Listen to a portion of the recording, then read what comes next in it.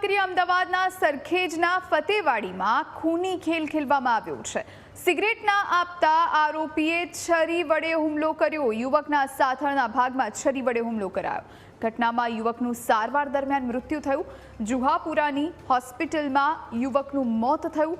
આરોપીનું નામ શાહરૂખ ઉર્ફે લીકેજ હોવાનું સામે આવ્યું છે।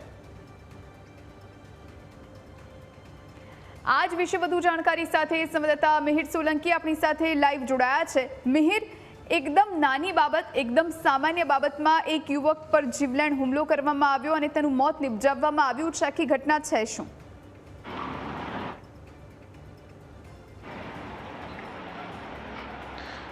બિલકુલ હજુ જે પ્રમાણે સરખેજ વિસ્તારમાં આવેલ ફતેવાડી જે વિસ્તાર છે તે જગ્યા પર હાલમાં આપણે ઉપસ્થિત છીએ। જે જગ્યાએ ઘટના બની પહેલાં તો ત્યાંના દ્રશ્યો આપને બતાવીશ કે આ જે અકીલા ફાર્મ જે કહેવાય છે અને અહાદ સ્પોર્ટ ક્લબ જે સરખેજ વિસ્તારમાં આવેલું છે ત્યાંની આ ઘટના છે। ઘટના સ્થળ આપ જે જોતા હશો અત્યારે કે આ જે ટેબલ છે અને જે ઈંટો છે તેનાથી અત્યારે તેને કોર્ડન કરવામાં આવ્યું છે, કેમ કે રાત્રિના સમયે ઘણા બધા લોકો છે તે અહીં આ જે ઘટના સ્થળ છે તેમાં કોઈ પણ જાતનો ફેરબદલ ના કરે અને કોઈ તકલીફ પોલીસને ના પડે તે માટેનું અહીંયા આખો સેટઅપ છે તે મૂકવામાં આવ્યું છે। તેની બાજુમાં પોલીસનો ડબ્બો છે તે પણ આપ જોઈ શકતા હશો। પરંતુ મહત્વની બાબત હવે તે કે હત્યા કરવાનું કારણ શું? હત્યા કરવાનું માત્ર એક જ કારણ, સિગરેટ ના આપવાના કારણે હત્યા છે તે કરવામાં આવી છે। જે વ્યક્તિ હતો, આરોપી હતો, તેના દ્વારા મૃતકને સાથળના ભાગમાં છે છરી મારવામાં આવી અને ત્યારબાદ જે મૃતક છે તેને હોસ્પિટલ ખસેડવામાં આવ્યો। જુહાપુરા ખાતે આવેલ જે અમીન ખાતુન હોસ્પિટલ છે ત્યાં તેમને ખસેડવામાં આવ્યો અને ત્યારબાદ જે પ્રમાણેની સમગ્ર ઘટના બની કે જે મૃતક છે તેનું મૃત્યુ છે સારવાર અર્થે નીપજ્યું હતું।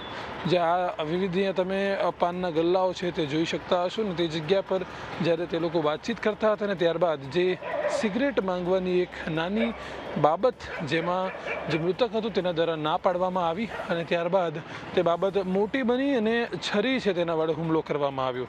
ચોક્કસથી અત્યારે હાલમાં સરખેજ પોલીસ છે તેના દ્વારા સમગ્ર કાર્યવાહી છે તે કરવામાં આવી રહી છે, પરંતુ પરિવારજનની માંગ એ છે કે જે પ્રમાણે તેમનો જે પરિવારનો એક સભ્ય છે તેમણે જે ગુમાવ્યો છે તેના જે આરોપી છે તેને સખતમાં સખત સજા છે તે મળે।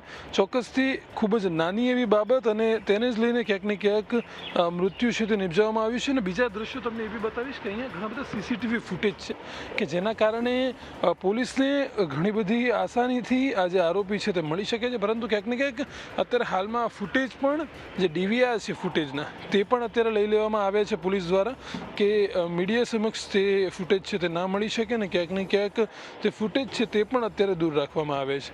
ચોક્કસથી આ નાની એમથી બાબતમાં જે પ્રમાણે આ સાઈદ અલી ઉર્ફે લીકેજ કરીને આ નામ છે તે અત્યારે સામે આવ્યું છે અને જે પ્રમાણે આ બોલાચાલી જે જાવીદ કરીને જે મૃતક છે તેની સાથે થઈ હતી, ઝઘડો થયો ને ત્યારબાદ સાથળના ભાગે છરીનો ઘા મારીને ત્યારબાદ તે પોતે અહીંથી જે ફરાર થઈ ગયો હતો। એટલે ચોક્કસથી સાજિદ અલી ઉર્ફે શાહરૂખ ઉર્ફે લીકેજ આ આખું નામ છે જે આરોપીનું અત્યારે સામે આવ્યું છે અને પોતે તે અહીંથી મૃતકને છરી માર્યા બાદ અહીંથી પોતે ફરાર થઈ ચૂક્યો હતો।